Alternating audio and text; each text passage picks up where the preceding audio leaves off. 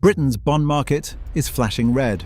On July 2nd, the 10-year gilt was near 4.8%, the 30-year about 5.5%.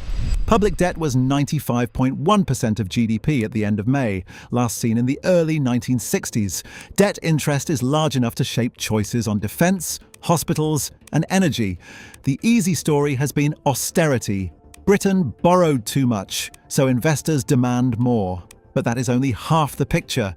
Borrowing has fallen to about 4.3% of GDP in the year to March. Bank rate is 3.75%.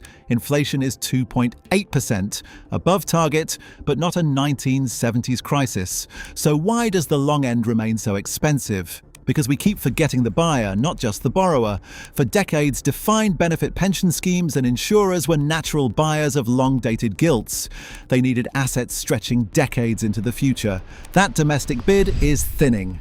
The PPF says there are about 4,840 DB schemes, with a £214 billion surplus and a 125% funding ratio.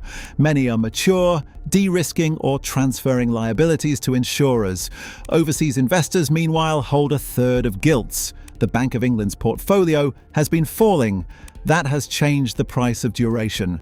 Britain is not merely being judged, it has almost lost a patient buyer.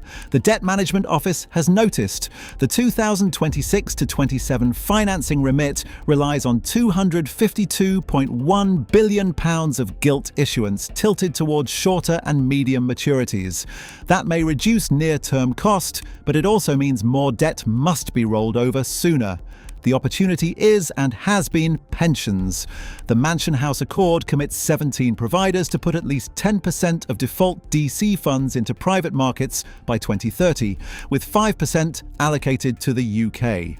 The Pension Schemes Act 2026 promises to push consolidation and DB reform. This is not a case for forcing savers into patriotic risk. It is a case for rebuilding a domestic, long-term investment base. So Britain feels less like a stressed borrower and more like a serious economy.